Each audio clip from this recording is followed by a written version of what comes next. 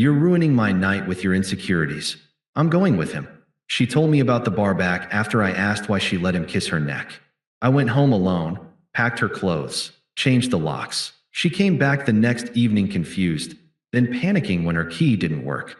Hey viewers, before we move on to the video, please make sure to subscribe to the channel and hit the like button if you want to see more stories like this. Thanks.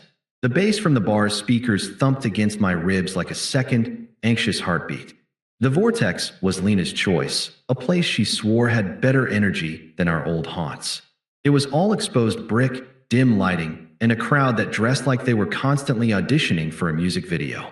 I hated it, but Lena loved it, and after 5 years, you learn to compromise. You learn that love sometimes means holding your girlfriend's purse while she shouts drink orders over the noise.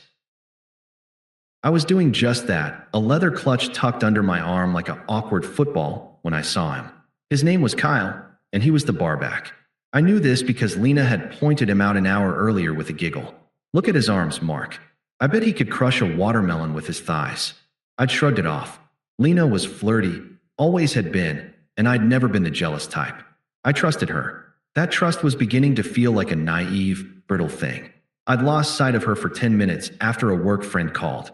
When I found her, she was tucked into a shadowy nook near the restrooms, the same Kyle leaning into her space. His body language was a possessive cage. And Lena, she was tilted back, laughing at something he'd said, her hand resting on his leather-clad forearm. My feet carried me forward before my brain could formulate a plan. The noise faded into a dull roar in my ears. As I got closer, I saw it. Kyle dipped his head, his lips brushing the sensitive skin of her neck, just below her ear. It wasn't an accident. It was slow, deliberate, and Lena didn't pull away. She let her eyes flutter closed for a second, a smirk playing on her lips. The world narrowed to that single point. The 5 years, the shared apartment, the plans for a future, it all felt like it was crumbling at the edges.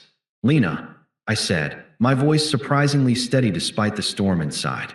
Her eyes snapped open. For a fleeting second, I saw guilt, but it was quickly washed away by annoyance. Kyle straightened up, giving me a look that was equal parts challenge and mockery before slinking off to stack glasses, his job done. What? Lena asked, her voice sharp. What was that? I kept my tone low, calm. I wouldn't cause a scene. That was her territory. What was what? God, Mark, don't be so dramatic. I'm not being dramatic. I just watched that guy kiss your neck. And you let him. She rolled her eyes, a practiced, theatrical motion. You were so paranoid. It was nothing. He was just joking around. You're ruining my night with your insecurities. The word insecure landed like a slap. It was her go-to weapon, the ultimate dismissal. Any valid concern I ever raised was neatly filed under Mark's insecurity. Insecurities? I repeated, the calm starting to crack. Lena, he had his hands on you. He kissed you. That's not a joke. That's disrespect. To you and to me. See? There you go again, she hissed, stepping closer so her friends wouldn't hear. Making everything about you. He's fun, and you're standing here being a buzzkill. He knows how to have a good time, unlike you. I looked at her, really looked at her. The woman I'd woken up next to for half a decade. The woman whose family I spent holidays with. The woman I'd driven to the ER at 3 a.m. when she had a kidney stone. In that moment, she was a stranger. Her eyes, usually so bright and full of life, were hard and glittering with contempt. So what are you saying, Lena? I asked, my voice hollow. I'm saying I'm not going to let your issues dictate my life, she said, jabbing a finger into my chest. He's exciting. He's alive. You're just safe. And tonight, safe is boring. She glanced over my shoulder toward the bar, where Kyle was now watching us with a smug grin. The choice was made. You're ruining my night with your insecurities, she repeated, as if saying it again would make it true. I'm going with him. At least he knows how to party. She didn't wait for a response. She turned on her heel, her skirt flaring, and walked straight to Kyle. He threw a heavy arm around her shoulders, and she leaned into him, laughing as if I had never existed. She didn't look back. I stood there, frozen in the nook they had just vacated. The bass kept thumping. People jostled past me, laughing, living their lives. I could feel the eyes of her friends on me from across the room, a mixture of pity and secondhand embarrassment. The humiliation was a hot, thick wave, threatening to pull me under. I wanted to scream. I wanted to flip a table. I wanted to march over there and demand what? An apology? Her return? The respect I should have commanded by default? But all that fire burned out in a single, cold breath. There was nothing to demand. She had shown me, in the clearest terms possible, what I was worth to her. Less than a few minutes of attention from a barback. Less than the cheap thrill of a random Friday night. The Rock, after 5 years of steadfast presence, decided to roll away. I turned and walked out of the vortex. The cool night air hit my face like a blessing. I didn't run. I walked with a purpose I hadn't felt in years, my footsteps steady on the pavement. The anger was still there, a hot coal in my gut, but it was already being encased in a layer of ice-clear certainty. She wanted to go home with him? Fine. She wouldn't be coming back to mine. The drive home was conducted in a silence so profound it felt like its own entity. There was no radio, no screaming, no crying. Just the hum of the engine and the rhythmic swipe of the wipers against a light, misting rain. My mind wasn't racing. It was eerily still, a lake frozen over in a single, sudden frost. I didn't think about Lena and Kyle. I thought about logistics. I pulled into my parking spot in front of my apartment, and sat for a moment, looking at the warm glow of the living room window. Our apartment. For 5 years, this had been our shared sanctuary.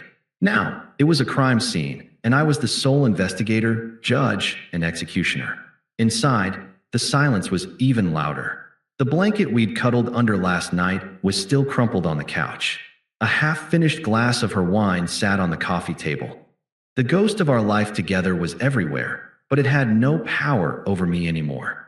The vision of her tilting her head back for that man had exorcised every sentimental demon. I went to the hall closet and pulled out a stack of moving boxes I'd never gotten around to recycling. I laid them out on the living room floor with the methodical precision of an assembly line worker. Then, I walked into the bedroom. I started with her side of the closet. I didn't smell her sweaters or reminisce over the dress she wore to our friend's wedding. I simply took armfuls of clothes and dumped them into the first box. Dresses, blouses, jeans. It was just fabric now. Meaningless. I moved to her dresser, emptying drawers of lingerie, socks, and the ridiculous collection of expensive skincare products that littered the top. Each item was a relic of a civilization that had just collapsed. The jewelry box I'd given her for our 3rd anniversary, I placed it carefully on top of a pile of sweaters. I wasn't a thief. I was just a curator returning exhibits. It took 2 hours. 4 large boxes, neatly taped shut and labeled with a Sharpie, Lena. I lined them up by the front door like soldiers awaiting deployment. They looked pathetic there, a life condensed into cardboard. Then, I called a 24-hour locksmith. The man who showed up an hour later was in his 50s, with a kind, tired face. He took one look at the boxes, then at me, my own face, probably a mask of grim determination. "You sure about this, son?" he asked, his voice gravelly. "It's permanent." "I've never been more sure of anything," I said, and the truth of it resonated in my bones. He nodded, as if he'd seen this scene 1,000 times before, and got to work. The whir of his drill biting into the doorframe was the sound of finality. When he handed me the 3 new keys, they felt cold and heavy in my palm. Symbols of a new lock, a new life, a new set of rules where my peace was the only currency that mattered.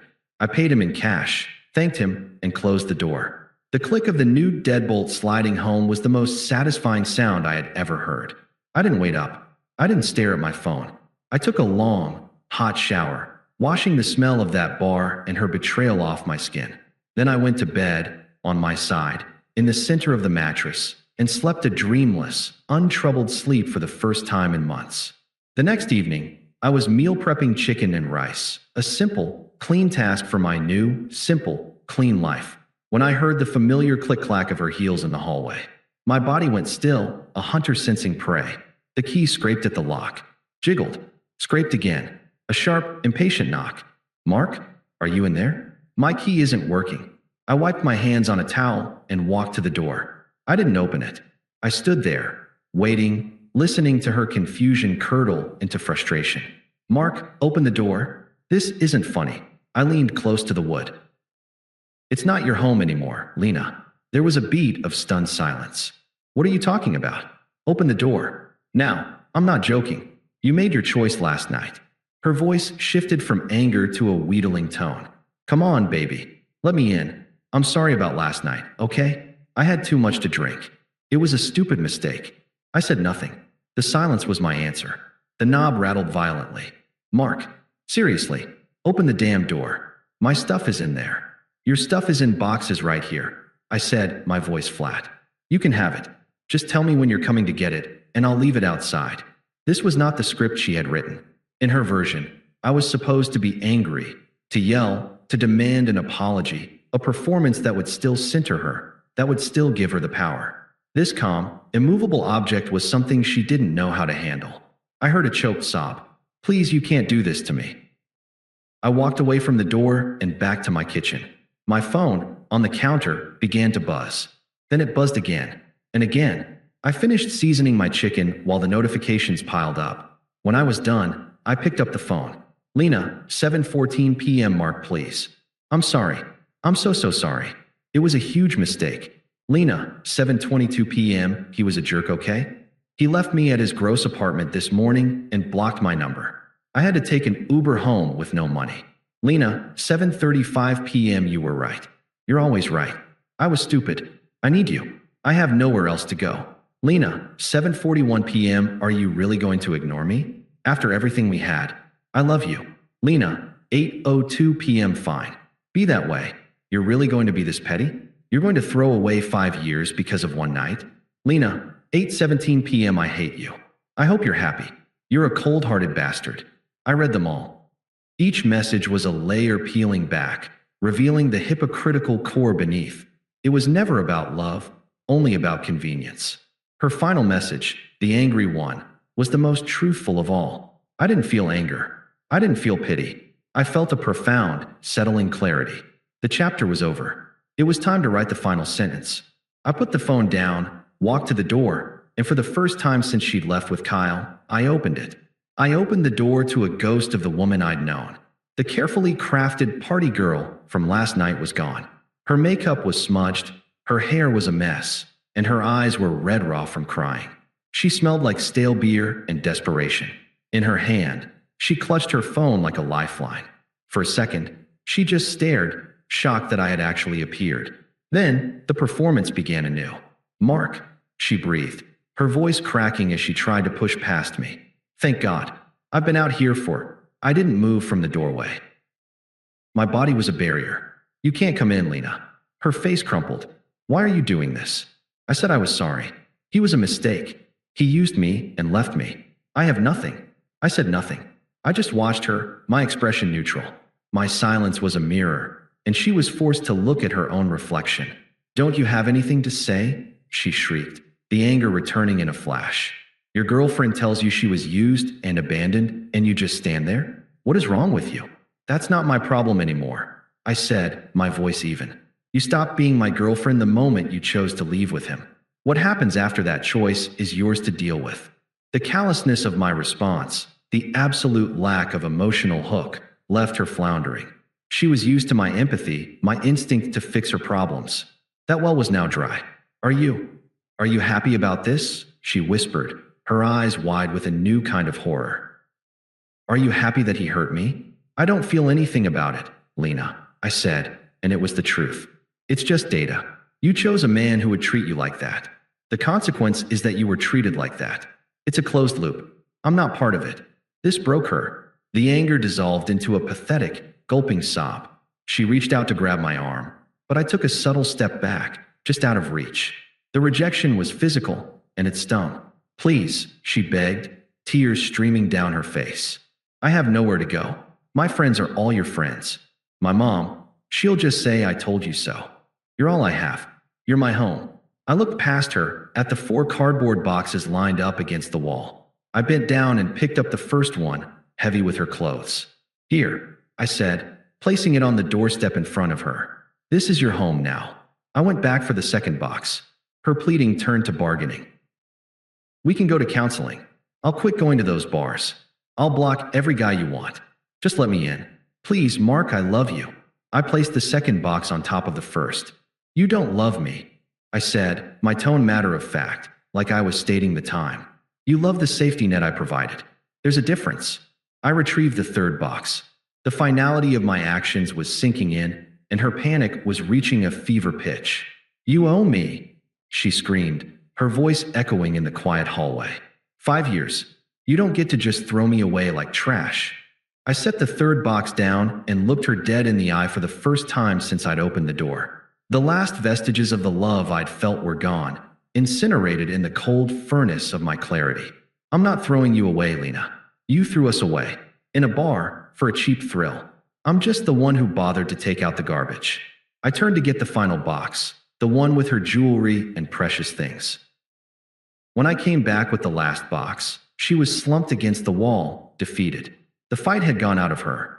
She just watched me, her face a mask of utter loss, as I placed the final piece of her old life at her feet.